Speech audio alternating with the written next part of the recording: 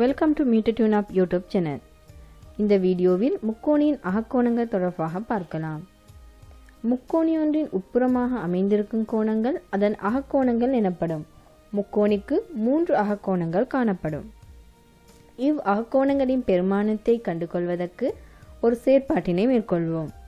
முக்கோணி ஒன்றினை வரைந்து அதன் பக்கங்களை ABC என பெயரிட்டுக் கொள்ளலாம். பின்னர் அதன் கோணங்கள் வெவ்வேறாக வரக்கூடியவாறு அதனை கிழித்து வேறாக்கிக் கொள்வோம்.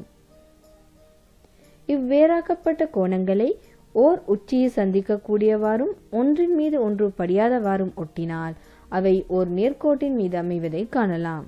ஒரு நேர்கோணத்தின் பெருமானமானது 180 பாகை. ஆகவே முக்கோணியொன்றின் 3 அகக்கோணங்களினதும் பெருமானம் 180 பாகை ஆகும். இக்கூற்று எல்லா வகையான முக்கோணிகளுக்கும் பொருந்துமா என பரிசீலித்து பார்ப்போம். அதற்காக வெவ்வேறு வகையான முக்கோணிகள் 3 வரைந்து அவற்றின் கோணங்களை பெயரிட்டு கோணங்கள் வெவ்வேறாக வரக்கூடியவாறு கிழித்து வேறாக்கி கொள்ளலாம். பின்னர் அக்கோணங்கள் ஒரு உச்சியில் அமையக்கூடியவாறும் ஒன்றின் மீது ஒன்று படியாதவாறும் ஒட்டினால் அம்மூன்று முக்கோணங்களுமே வெவ்வேறாக ஒரு நேர்கோட்டினை உருவாக்கியுள்ளதை காணலாம்.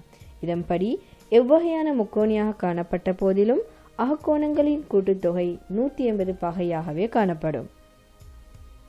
முக்கோணியின் புறக்கோணங்கள். முக்கோணி ஒன்றின் ஒரு பக்கத்தினை நீட்டும் பொழுது அம்முக்கோணிக்கு வெளியே உருவாகும் கோணத்தை அம்முக்கோணியின் புறக்கோணம் என்போம். முக்கோணியின் அகக்கோணங்களின் கூட்டுத்தொகை 180 பாகை என்பது போல முக்கோணியின் புறக்கோணங்களின் கூட்டுத்தொகை என்ன என்பதனை பார்க்கலாம்.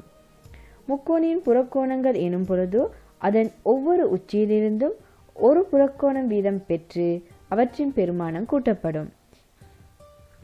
இங்கு முக்கோணியின் ஒவ்வொரு பக்கமும் நீட்டப்பட்டு புறக்கோணங்கள் பெறப்பட்டுள்ளது.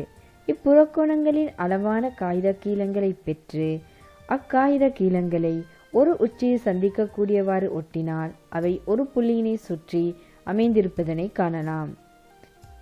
ஒரு புள்ளியினை சுற்றி 360 பாகை காணப்படும். ஆகவே இப்புறக்கோணங்களின் கூட்டுத்தொகையும் 360 பாகை ஆகும். முக்கோணியின் ஒவ்வொரு உச்சியிலிருந்தும் 2 புறக்கோணங்களை உருவாக்க முடியும். அவ்வாறு உருவாகின்ற புறக்கோணங்கள் குத்தெதிர் கோணங்களாதலால் அவை பருமனில் ஒன்றுக்கொன்று சமனாக காணப்படும். புறக்கோணங்களை உருவாக்கும் போது இடையில் ஒரு சிறிய கோணம் ஒன்று உருவாகியுள்ளதனை காணலாம். இது முக்கோணத்தின் புறக்கோணம் அல்ல. ஏனெனில் முக்கோணியின் பக்கங்களை நீட்டும் போது மட்டுமே புறக்கோணம் உருவாகும். நேர்கோடு ஒன்றின் மீது அமைந்துள்ள கோணங்களின் கூட்டுத்தொகை 180 பாகை ஆதலால் புறக்கோணமும் அதனை அடுத்துள்ள கோணமும் இணைந்து 180 பாகையினை பெறும். மேலும் ஒரு புள்ளியினை சுற்றி காணப்படுகின்ற கோணங்களின் கூட்டுத்தொகை 360 பாகையாதலால் முக்கோணியின் உச்சியினை சுற்றி உருவாகியுள்ள 4 கோணங்களினதும் பெருமானம் 360 பாகையாக காணப்படும். இது உங்களுக்கான கேள்வி. இவ்வுருவின்படி BCE ஆகியவற்றின் கூட்டுத்தொகை என்ன? இந்த கேள்விக்கான பதிலை கமெண்டில் குறிப்பிடுங்கள். மேலும் இது போன்ற வீடியோக்களை பார்வையிட மீட்டர் டியூன் அப் சேனலை சப்ஸ்கிரைப் செய்யுங்கள்.